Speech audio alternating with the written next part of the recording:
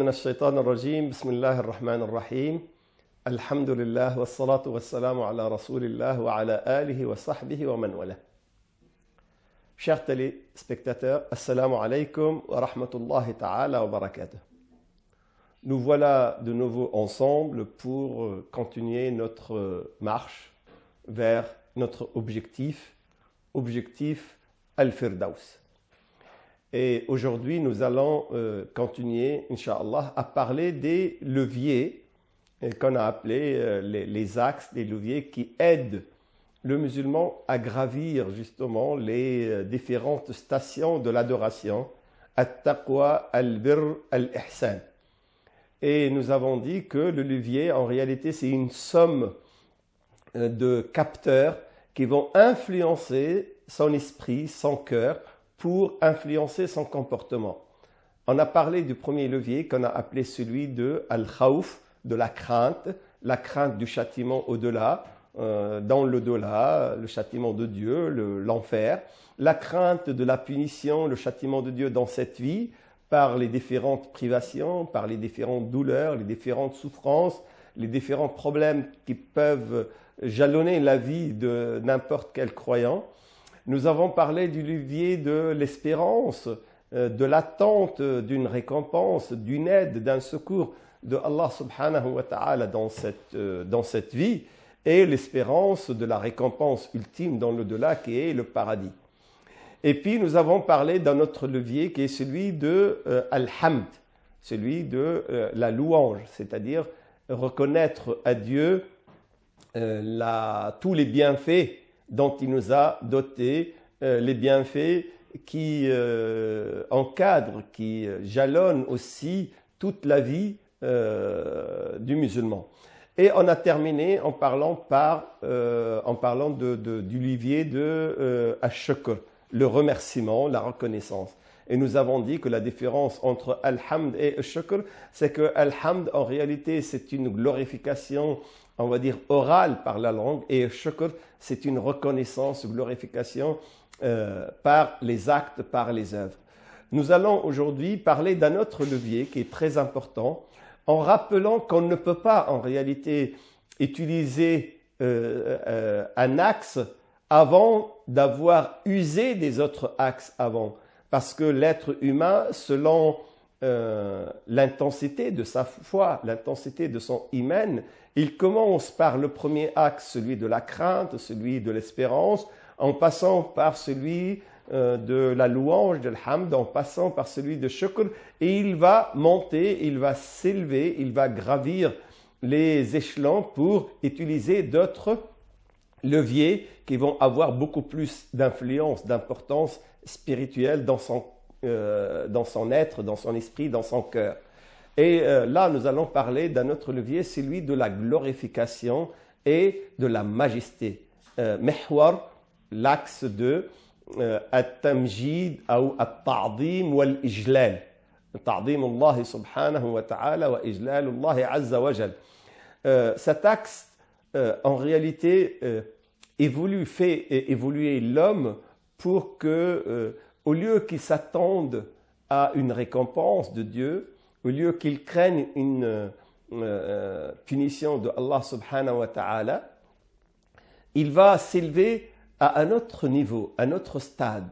Il va adorer Allah subhanahu wa ta'ala. Ce n'est pas parce qu'il craint son châtiment. Bien sûr, il craint le châtiment de Dieu. Ce n'est pas parce qu'il espère une récompense. Bien sûr, il espère une récompense. Mais ce ne sont pas les motivations uniques. Ce ne sont pas les motivations seules, primaires. Mais il y a d'autres motivations. C'est celui de la reconnaissance à Allah subhanahu wa ta'ala de la majesté, la divinité.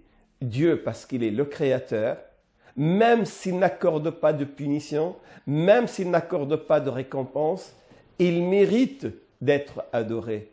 Il mérite d'être reconnu. Ce n'est pas parce que c'est celui qui est le puissant qui va châtier, ce n'est pas parce que c'est lui le généreux qui va récompenser, mais parce que c'est Allah l'unique, parce que c'est Allah al-Wahid, parce que c'est Allah al-Haq, c'est Allah la vérité, parce que c'est Allah al-Samad al-Quddus, c'est Allah le Saint, ce sont pour des attributs qui sont intrinsèques, des attributs qui sont liés à la majesté de Allah subhanahu wa ta'ala, indépendamment de sa puissance, indépendamment de son châtiment, indépendamment de ses dons, de sa récompense. Et Dieu en tant que créateur, et Dieu en tant que saint, Dieu en tant que divin mérite d'être adoré. Et nous allons l'adorer, nous allons lui obéir en espérant qu'il nous regarde avec son œil de majesté, son œil de l'unique, de Dieu. Ce n'est pas l'œil de celui qui va punir, ce n'est pas l'œil de celui qui va récompenser, mais l'œil de celui qui a créé, l'œil de celui qui mérite parce qu'il est le seul, parce qu'il est l'unique, parce qu'il est la vérité, parce qu'il est la source de toutes choses, parce qu'il est le premier, parce qu'il est le dernier, huwa al-awwal, huwa al-akhir, huwa al-zahir, huwa al-batin, parce que c'est celui qui est apparent, celui qui est caché, celui qui est au-dessus de tout, celui qui est la cause de tout. Pour toutes ces raisons, nous allons l'adorer. Et ce sentiment-là, le sentiment de cette noblesse, de cette gloire, de cette majesté, de cette grandeur que nous avons dans le cœur, ce sentiment-là nous donne une sorte de sérénité, une sorte de satisfaction. Parce qu'en réalité, c'est comme si on adore Allah subhanahu wa ta'ala sans attendre de contrepartie de cette adoration. On a commencé par l'adorer pour une contrepartie, soit nous préserver d'une punition, soit nous aider, nous donner une récompense, mais on finit par le glorifier, par l'adorer, par lui obéir, parce qu'il mérite ça, parce que c'est lui le seul qui devrait être adoré. Huwa al-ma'boud al-wahid. Parce qu'il a créé, et c'est lui le créateur, et le créateur qui a donné tous ses bienfaits mérite que l'adoration lui soit destinée à lui exclusivement.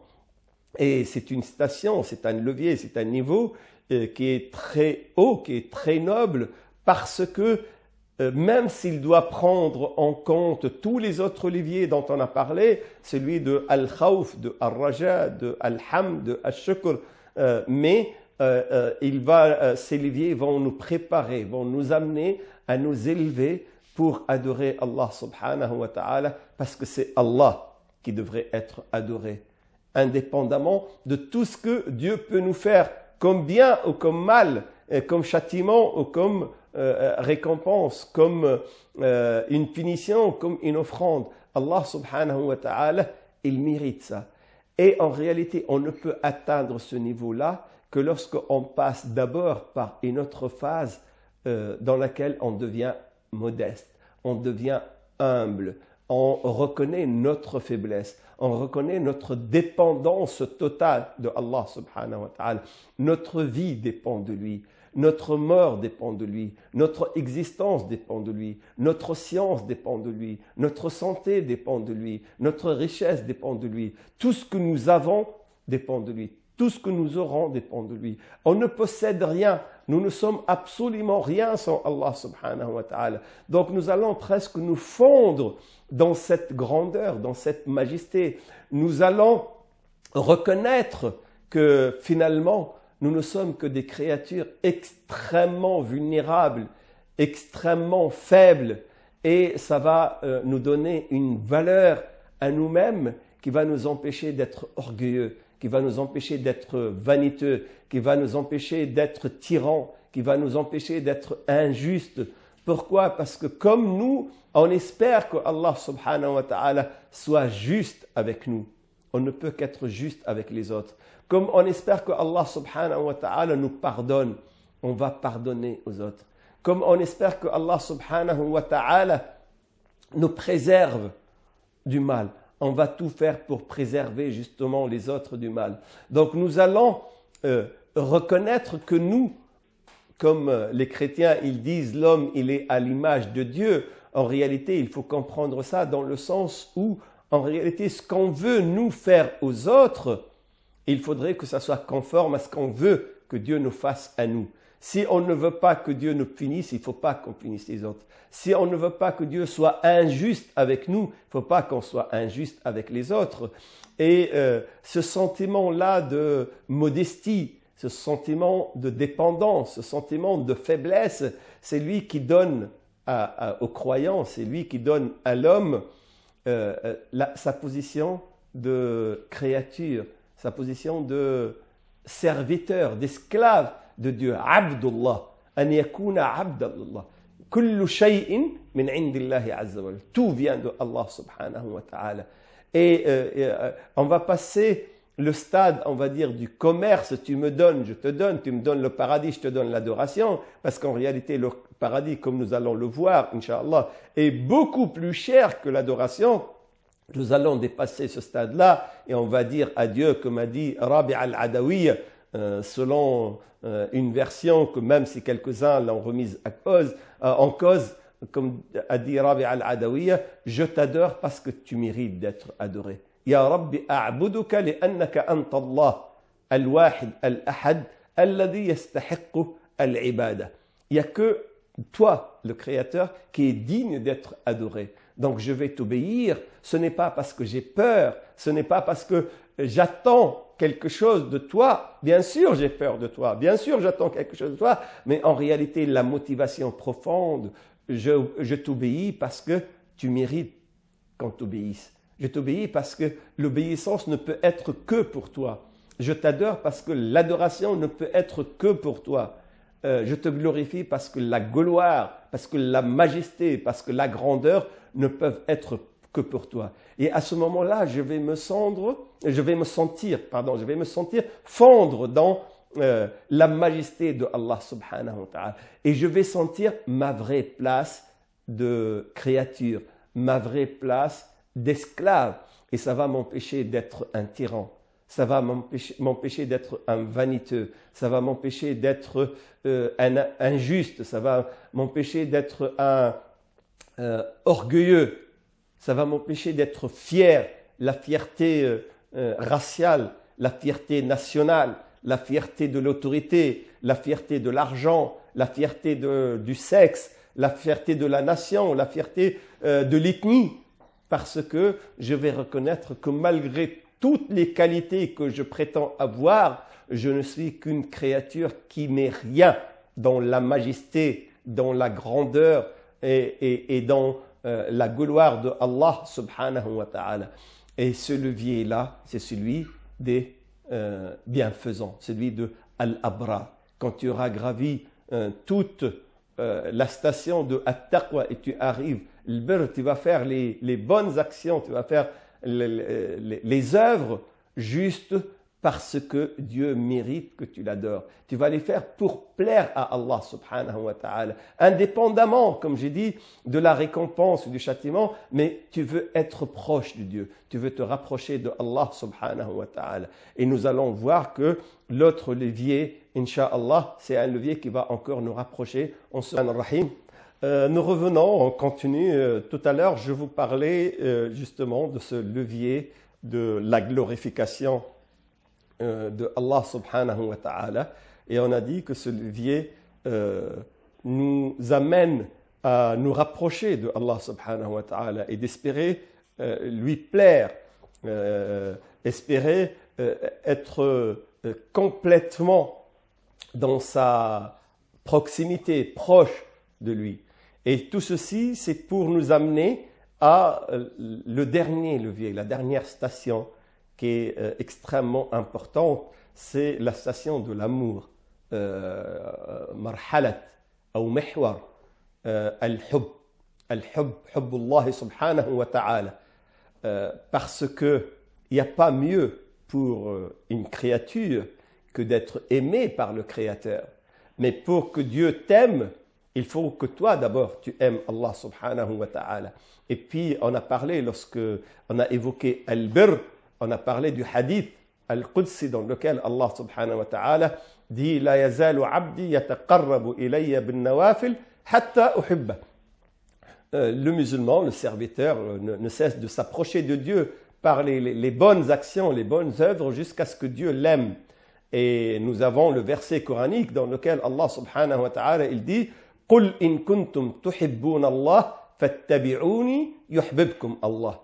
Donc si vous prétendez aimer Dieu, Vous devez suivre le prophète Muhammad sallallahu alayhi wa sallam pour espérer être aimé par Allah subhanahu wa ta'ala, par Dieu. Mais nous, on est arrivé à ce stade justement de glorification, le stage de la reconnaissance, de la grandeur, de la majesté de Allah subhanahu wa ta'ala. C'est que parce qu'il est grand, parce qu'il est saint, parce qu'il est vrai, parce qu'il est majestueux, parce qu'il est la source de toute chose, parce qu'il est la base de toute chose, nous devons l'adorer. Mais justement ça va nous préparer à autre chose. On va l'adorer maintenant parce qu'on l'aime. J'adore Allah subhanahu wa ta'ala non seulement parce qu'il mérite d'être adoré, mais je l'adore parce que je l'aime. Et quand je suis amoureux, je ne cherche même pas à justifier mes actes. Je les fais par amour. Le fait de passer la nuit à glorifier Allah subhanahu wa ta'ala, à faire la prière, jusqu'à ce que les chevilles du prophète soient enflées, jusqu'à ce que ses talons même se fissurent. Et Aïcha, elle lui dit, Ya Rasulallah, laqad ghufira laka ma taqaddama min dhanbika wa ma ta'akhkhar. Dieu t'a tout pardonné. Pourquoi tu fais ça? Pourquoi tu restes toute la nuit à prier jusqu'à ce que tu aies mal? Et le prophète dit, Afala akunu abdan shakura. Je fais ça par reconnaissance. Je fais ça par amour parce que Allah subhanahu wa ta'ala, je l'aime. Et l'amour de Dieu va me faire oublier la souffrance, va me faire oublier le sacrifice. Je suis tellement pris par cet amour, je suis tellement noyé dans cet amour que quels que soient les sacrifices, quelles que soient les peines, quelles que soient les douleurs, quelles que soient les souffrances, je ne vais pas les sentir. Parce que le bonheur que je sens, le plaisir que je sens, les délices que je sens par cet amour sont beaucoup plus importants que toute autre souffrance ou peine. Et Allah subhanahu wa ta'ala, quand il voit que quelqu'un l'aime, cet amour sincère, par justement bonté, par majesté de Allah subhanahu wa ta'ala, par noblesse de Allah subhanahu wa ta'ala, il va lui rendre cet amour. Allah subhanahu wa ta'ala va t'aimer. Et quand Allah subhanahu wa ta'ala, il t'aime, ça y est, toutes les portes à la fois du paradis, mais surtout, au-delà du paradis, les portes de la satisfaction de Dieu, Ridwanullahi azza wa jal, sont ouvertes pour toi. Mais on devrait faire attention, c'est que l'amour, il est à double sens. On peut aimer quelqu'un et cette personne ne nous aime pas. Et d'ailleurs, souvent, dans notre vie de tous les jours, on souffre lorsque on aime une personne, mais que cette personne ne partage pas le même amour avec nous. Donc, c'est un amour, en réalité, qui va générer beaucoup de peine, beaucoup de douleur, beaucoup de souffrance, parce que moi, j'aime une femme, elle ne m'aime pas. Ou parce qu'une femme aime un homme, il ne l'aime pas. Parce que j'aime un ami, il ne m'aime pas. Donc, ça va me faire beaucoup de mal, beaucoup de peine.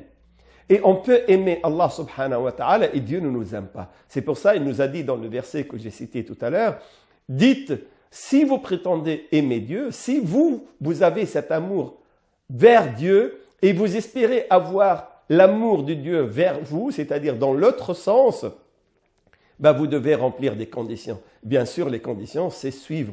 Qul fattabi'uni yuhbibkum Allah.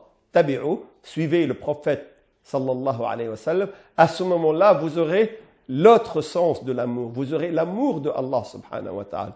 Et quand nous avons parlé de l'bir, nous avons dit que Allah subhanahu wa ta'ala accorde son amour aussi à celui qui ne cesse de se rapprocher de lui par les bonnes œuvres. La yazalu abdi yataqarrabu ilayya bin nawafil hatta uhibba. Tu ne cesses de faire des bonnes choses, des bonnes actions, des bonnes œuvres jusqu'à ce que Dieu il t'aime. Donc, si tu suis le prophète, tu vas faire les bonnes actions. Si tu fais les bonnes actions, tu vas aimer Dieu. Si tu aimes Dieu, Dieu va t'aimer. Et à ce moment-là, l'amour sera à double sens. Et d'ailleurs, dans l'islam, dans le Coran, Dieu ne fait la différence entre un amour et un amour à double sens. Un seul amour, c'est l'amour que la femme de Al-Aziz, du premier ministre égyptien, avait pour Youssef, à tel point que وقال نسوة في المدينة امرأة العزيز تراود فتاها عن نفسه قد شغفها حبا, c'est-à-dire elle l'aime Elle l'aime tellement qu'elle a essayé de le séduire. Mais Youssef, lui, il n'a pas cet amour pour elle. Donc, il n'est pas à double sens. C'est juste hub, c'est juste un amour. Quand l'amour, il est à double sens, le Coran l'appelle, l'islam l'appelle al-mawadda. وَمِنْ آيَاتِهِ أَنْ خَلَقَ لَكُم مِّنْ أَنفُسِكُمْ أَزْوَاجًا لِتَسْكُنُوا إِلَيْهَا وَجَعَلَ بَيْنَكُمْ مَوَدَّةً وَرَحْمَةً. Et Dieu, parmi ses signes, il a créé de vous, pour vous, des épouses et il a instauré, il a mis entre vous al-mawadda, c'est-à-dire le grand amour, un amour avec grand A, c'est-à-dire un amour à double sens. Parce que l'amour à sens unique, en réalité, c'est une souffrance, c'est une peine. Mais le vrai amour qui fait du bien, c'est l'amour lorsqu'il est réciproque. Et si vous voulez que votre amour pour Dieu devienne réciproque, si vous espérez que Allah vous aime, à ce moment-là, vous n'avez qu'à suivre le prophète sallallahu alayhi wa sallam. Et suivre le prophète, ça veut dire être parmi al-muttaqin. Et suivre le prophète, c'est-à-dire gravir les échelons de al-muttaqin pour être parmi al-abrar. Et suivre le prophète sallallahu alayhi wa sallam, c'est gravir les échelons de l'abrar pour être min al-muhsinin. Et à ce moment-là, vous allez multiplier les œuvres, vous allez vous appliquer dans les œuvres, dans les actions, et cette multiplicité, cet effort, ce jihad que vous fournissez pour adorer Allah subhanahu wa ta'ala, cette application pour faire cette adoration comme Dieu l'aime, puisqu'il nous regarde, il nous observe, va vous valoir l'amour de Allah subhanahu wa ta'ala. Dieu, à ce moment-là, il va vous aimer. Et quand vous sentez que Dieu vous aime, ça va multiplier l'amour que vous avez pour lui. Et à ce moment-là, rien sur terre, rien dans cette vie n'a vraiment de l'importance. Et vous allez sentir que la vie, malgré que c'est une chose extrêmement précieuse, malgré que nous sommes programmés justement pour défendre notre vie, pour garder notre vie, mais la vie ici-bas va nous paraître extrêmement modeste, va nous paraître à sa vraie valeur en réalité. Ce n'est qu'un passage, ce n'est qu'un examen, ce n'est qu'une épreuve et que la vraie vie, c'est la vie éternelle auprès de Allah subhanahu wa ta'ala.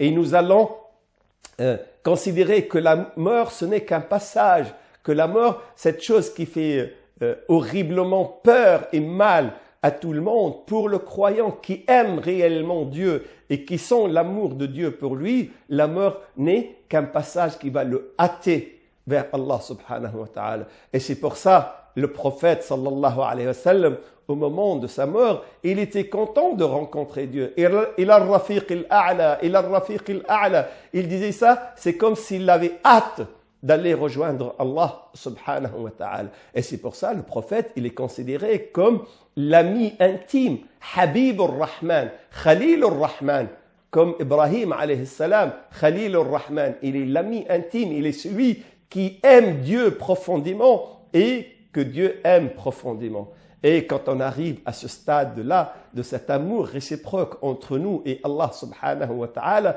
nous avons un cœur tellement illuminé, nous avons un cœur tellement éclairé qu'il va nous éclairer notre vie, il va éclairer nos actions.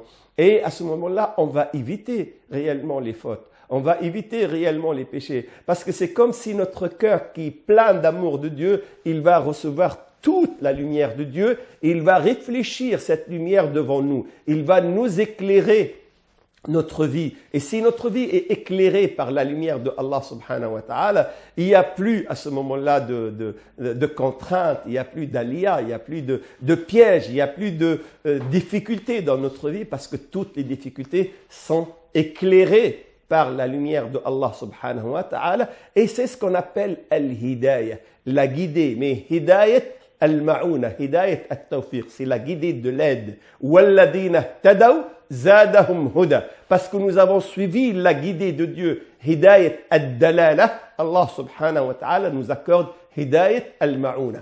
Parce qu'on a suivi la guidée justement de l'indication. Nous avons suivi les indications de Dieu en suivant le prophète, en ayant parmi les al-muttaqin, parmi al-abrar, parmi al-muhsinin, en utilisant tous les leviers qui nous rapprochent de Allah subhanahu wa ta'ala. le levier de la crainte, le levier de la louange, le hamd, le levier du ashukr, le remerciement, le levier de la glorification de Allah subhanahu wa ta'ala. Tout ceci va nous préparer à cette station où nous allons espérer l'amour d'Allah subhanahu wa ta'ala. Et quand on arrive à cette station, on ne va plus se contenter du paradis. On veut autre chose plus que le paradis. On veut d'abord habiter Al-Firdaus al-A'la, habiter le plus grand ou le plus majestueux de tous les étages, le plus haut de tous les étages du paradis qui est Al-Firdaus. Et vous savez c'est quoi le toit de Al-Firdaus? Imaginons que le Firdaus c'est un étage du paradis et au-dessus de Al-Firdaus qu'est-ce qu'il y a? Il y a Arshur Rahmani Azza wa Jal. Il y a le trône de Allah subhanahu wa ta'ala. Donc, tu aimes Allah au point où tu vas plus te contenter d'habiter au premier étage du paradis, au deuxième, au troisième, ou même au centième. Tu veux aller beaucoup plus haut pour être le plus proche possible de Allah subhanahu wa ta'ala, parce que cet amour que tu as dans ton cœur t'empêche de te contenter de peu et tu vas fixer comme objectif Al-Firdaus. Et c'est ça qui explique comment As-Sahabi, le compagnon du prophète sallallahu alayhi wa sallam, Rabi'a al-Aslami, qui servait le prophète de temps en temps et qui aidait le prophète souvent à faire ses ablutions. C'est lui qui prenait l'eau pour verser de l'eau sur le prophète quand il était en train de faire al-wudu. Et comme il l'a fait plusieurs fois, Al-Rasoul sallallahu alayhi wa sallam, il lui a dit « Salni ya Rabi'a, demande-moi quelque chose, qu'est-ce que tu veux? Tu es tout le temps en train de me servir, de m'aider, qu'est-ce que tu veux ?» Et Rabi'a, qu'est-ce qu'il lui a dit? Alors que c'était un compagnon qui n'était pas marié, il n'avait pas de maison, il dormait à la mosquée, dans la mezzanine, à Sofa de la mosquée, il n'a pas demandé un salaire, il n'a pas demandé une femme, il n'a pas demandé un poste, il n'a pas demandé un champ, il n'a pas demandé une prime, il a demandé que le prophète sallallahu alayhi wa sallam l'aide à accéder, pas au paradis, mais près du prophète. قال أسألك مرافقتك في الجنة. Je veux habiter au paradis au même palier que toi, c'est-à-dire في الفردوس الأعلى. نسأل الله سبحانه وتعالى أن يكرمنا بالفردوس الأعلى وإلى لقاء قادم. Et je vous remercie pour votre attention. Wassalamu alaykum wa rahmatullahi wa barakatuh.